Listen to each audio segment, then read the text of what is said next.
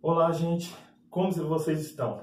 Olha só, dando continuidade aí, trabalhamos com determinadas questões relacionadas à filosofia política. Na última aula, antes da quarentena, eu trabalhei com vocês, alguns filósofos utopistas. Nós trabalhamos lá com Tommaso Campanella, com Francis Bacon, todos eles relacionados à vertente política. E aí lembre-se do exemplo que eu falei dentro de sala. Qual era o exemplo? O exemplo era de uma utopia, um sonho quase que realizável. Ou seja, um utópico é aquele que vislumbra algo quase que inalcançável para ele. Possível, sim, mas quase que irrealizável. Eu dei o exemplo, perguntei a alguns dentro de sala de aula, qual seria uma utopia de cada um. Alguns me responderam viajar pelo mundo, e eu falei a minha, não sei se você se lembra, que era dirigir uma Ferrari em Mônaco. Lógico, isso é um sonho, isso não é uma utopia, isso já é promovido para um delírio. Pois bem, dando continuidade aqui em questões relacionadas à política, hoje nós entramos no Gênio de Florença. Aí sim, nós podemos falar de filosofia política moderna. Na aula passada também eu falei com vocês sobre as concepções políticas de Platão, de Aristóteles, da Idade Média. E quais eram essas concepções? Estavam relacionadas à ideia do bom cidadão ao bom político, na Antiguidade. Na Idade Média, o bom cristão como o bom político. E, de certo modo, a política moderna quebra com esse princípio que vem da Antiguidade e foi adaptado à Idade Média. E como ela quebra? Começamos aqui com Nicolau Maquiavel. Ou seja, quando eu falo de Maquiavel, pessoalmente, o meu olho chega a brilhar. O gênio de Florença. Muitas vezes lembrado, mas nunca amado. Se eu não me engano, é isso que está escrito em sua lápide. Então aqui a gente começa com um livro referência, com um livro clássico de Maquiavel. Qual é esse livro? É o livro O Príncipe.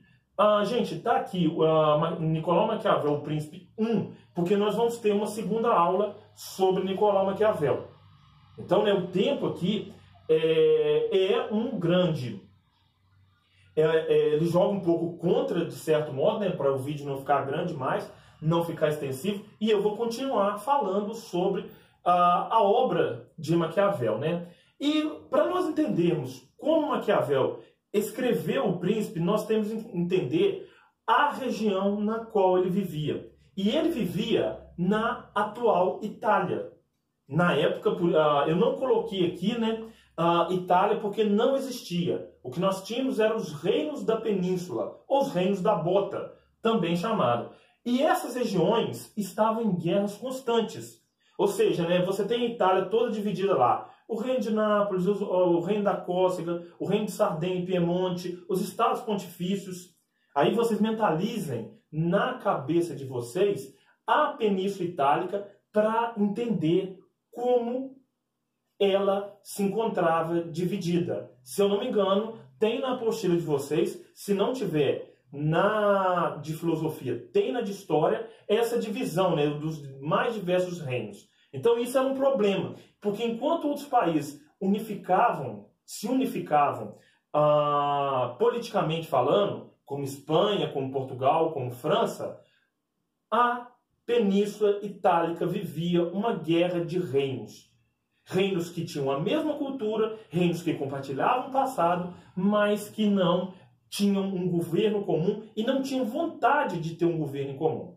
Bom, Maquiavel viveu e trabalhou para Lourenço de Médici, também chamado por ele de Lourenço o Magnífico. Não por ele, mas para a geração do tempo de Maquiavel. E Maquiavel acreditava que era este homem que poderia trazer a unidade que ele desejava na Península Itálica. Então Maquiavel já advogava, já defendia a unificação da Itália cerca de 300 anos antes dela acontecer.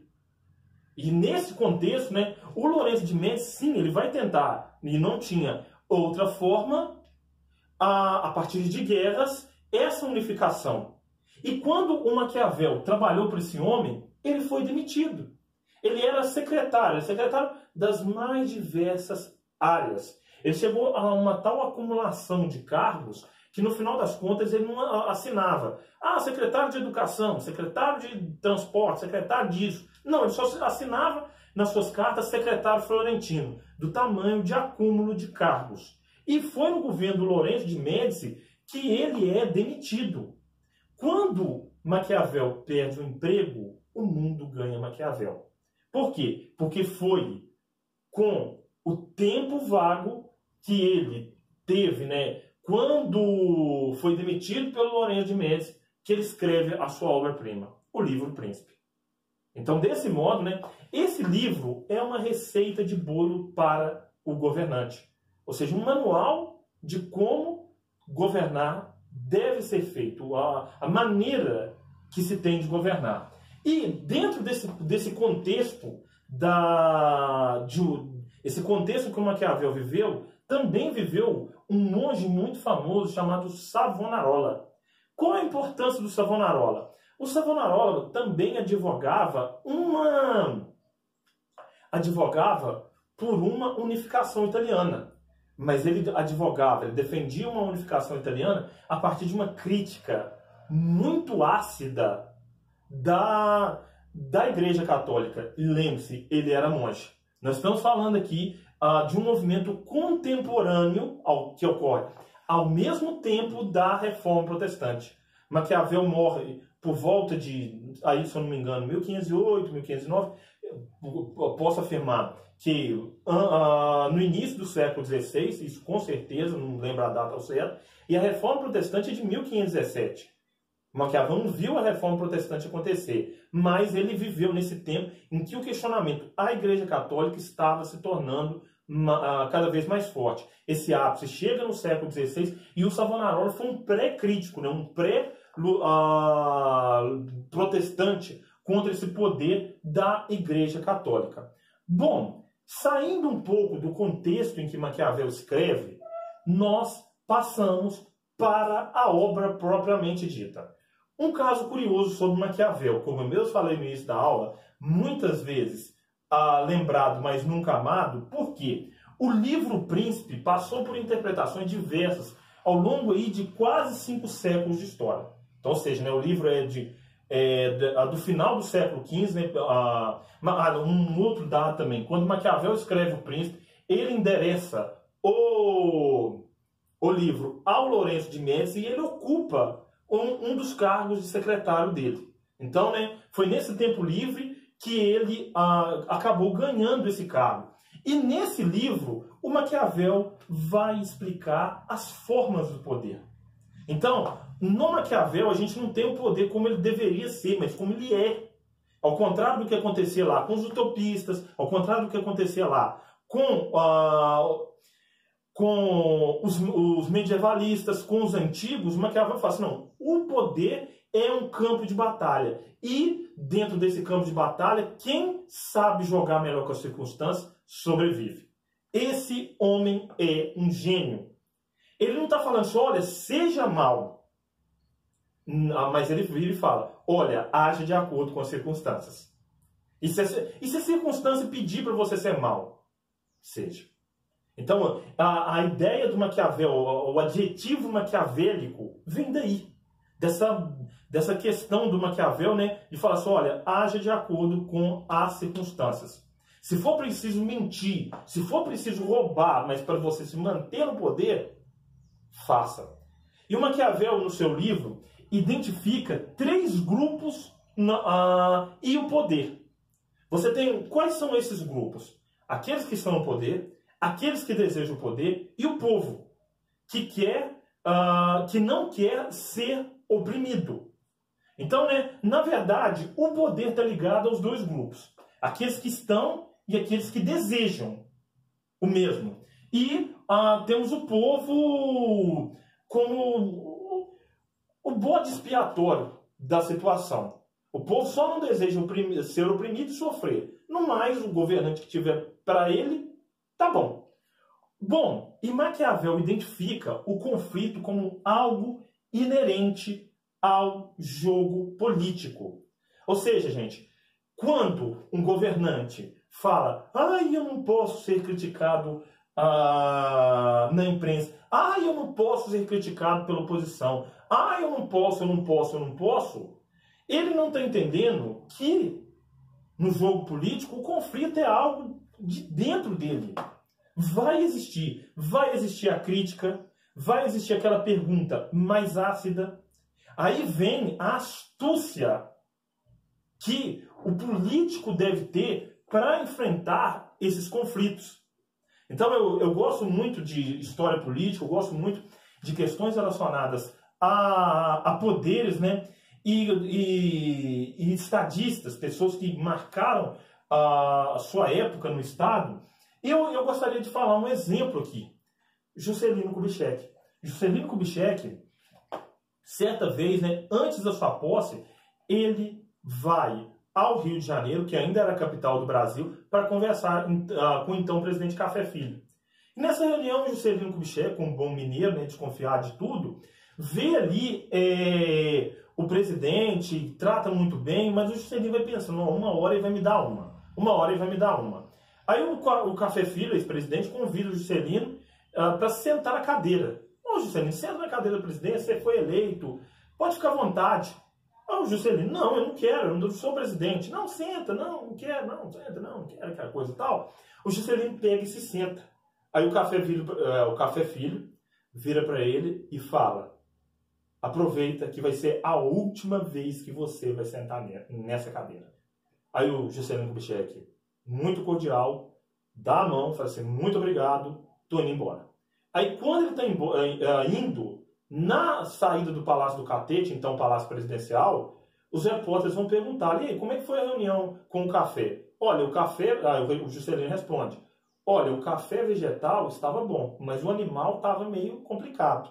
Então, o Juscelino era muito astuto, dentro das características que o bom governante deveria ter, segundo Maquiavel. Então, que é as características de leão e raposa, que nós vamos falar no próximo vídeo. Então, outro ponto também é dois conceitos ligados ao pensamento maquiavélico, são os conceitos de virtude e fortuna. A fortuna é a sorte que o governante tem. Maquiavel, como bom, hoje em dia italiano, né? Maquiavel era de Florença, conhece bem a história do Império Romano e vê que os grandiosos imperadores romanos acabaram, por um determinado momento, contando com a sorte para poder agir. E dentro da história posterior a Maquiavel, nós vemos isso. Napoleão contou com a sorte, você tem Churchill contando com a sorte, JK contando com a sorte. Já a virtude é a capacidade de fazer uma leitura do momento. Entender, né, o que deve ser feito em determinada situação. Então, gente, vamos pegar o que está acontecendo aqui dentro do coronavírus. A fortuna não está do lado do atual governo, mas a capacidade de agir está pior ainda. Por quê? Às vezes a sorte pode te abandonar, mas você tem que controlar ela pela sua capacidade de agir. Nós estamos aqui gravando uma videoaula, ou seja, a fortuna não está do nosso lado. Entretanto, a capacidade de agir, dependendo da ocasião, é o que nos torna melhores. Sobreviverá a essa crise quem se adaptar a ela. Logicamente, né, a gente pode discutir, isso é uma discussão muito mais ampla. E aí vem, né, a capacidade de agir segundo as circunstâncias que obrigam. Maquiavel cunha uma frase muito famosa e toda vez que se lembra de Maquiavel, se lembra dessa frase. Qual é essa frase? Os fins justificam os meios. Como assim os fins justificam os meios? Gente, isso aqui é muito complexo no pensamento maquiavélico. Vamos dar alguns exemplos. Você tem uma prova. Não é que eu estou endossando isso aqui, não. Você tem uma prova. Você não está sabendo nada da prova. sabe para onde ventou matéria. Mas aquele seu colega tá ali na sua frente, aquele óculos, aquele CDF mesmo, aquele nerd, né, na linguagem atual de vocês, e você tá vendo a prova dele inteira. Fim, finalidade, tirar uma nota boa. Meios que você utiliza, cola. Outra situação. Volta a falar aqui do Juscelino Kubitschek. Juscelino Kubitschek precisando da aprovação da emenda constitucional sobre Brasília. Ele vira para um dos seus deputados, um dos seus aliados, e fala assim, olha, Leonardo, você vai fazer o seguinte, você vai ler, você vai falar perto dos deputados da UDN que eu não quero a aprovação de Brasília.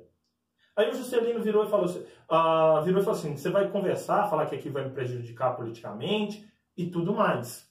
Aí o deputado Leonardo Alckmin chega próximo aos deputados da UDN e fala, olha, o Juscelino não quer aprovação, aquilo vai dar muito trabalho, aquilo não vai dar certo e tudo mais. Quando a transferência da capital para o centro-oeste brasileiro passa na Câmara, ela passa com 100%. Por quê? Porque os deputados da UDN votaram a favor da aprovação, a favor da criação da capital no centro do Brasil, e os deputados ligados ao Juscelino também. Resumindo, era mentira. Era mentira, ou seja, com a finalidade de aprovar a construção de Brasília, ele utilizou meios ilícitos. Mas aí vem dois animais que o Maquiavel identifica: leão e raposa. O leão representa a força, aquele brabo que o governante deve ter para falar junto ao outro e expor suas opiniões, fazer valer sua vontade. Força, não ignorância. Vocês estão me entendendo, né? Força é virar e falar assim, olha, eu quero que isso seja aprovado. E com bons argumentos, como usou o ex-presidente Abraham Lincoln dos Estados Unidos para a aprovação do fim da escravidão por lá. E a raposa é a sagacidade que esse governante deve ter para costurar acordos. Então, né, a sagacidade, a esperteza também vale. O campo político é um campo de conflitos. E quem não se adapta, Maquiavel identificava, não conseguia sobreviver ao mesmo.